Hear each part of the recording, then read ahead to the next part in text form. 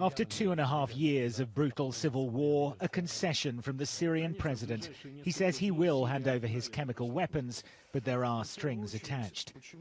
When we see that the US really wants stability in our region and will stop threatening and aiming to attack and stop supplying weapons to terrorists, then we will consider the process can be brought to the final stage and it will become real and acceptable to Syria.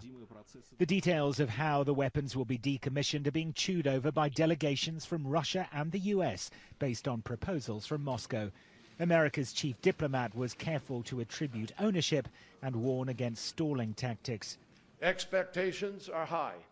They are high for the United States, perhaps even more so for Russia to deliver on the promise of this moment. This is not a game, and I said that to my friend Sergei when we talked about it initially. It has to be real. It has to be comprehensive. It has to be verifiable. It has to be credible.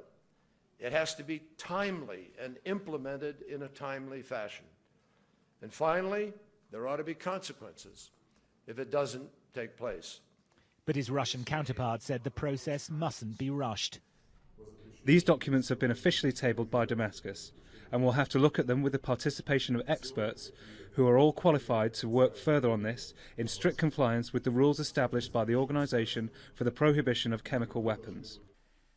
The Russian proposal they're discussing involves 4 steps. Firstly, Syria must sign up to the Chemical Weapons Convention, a process Assad says he will now begin.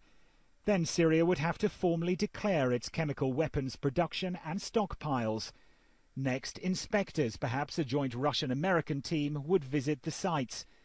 Finally, an agreement would be made on how the weapons would be destroyed. President Assad's announcement comes a few days before the UN is due to publish its findings into the attack on a Damascus suburb in August, which left hundreds, possibly over 1,000, dead. The French government suggests it will conclude it was a chemical massacre. The report could also provide clues as to whether the government or opposition groups were to blame. President Obama, meeting his cabinet, contends the regime was responsible and, together with France and Britain, is treating Assad's pledge carefully. With the Obama administration accused of incoherence in its approach to Syria, President Putin put the boot in, appealing directly to Americans, questioning whether Washington's use of brute force in internal conflicts abroad is really in the US's best interest. Can you give me the last part of the translation, please? No, Hello? It was okay, John, don't worry.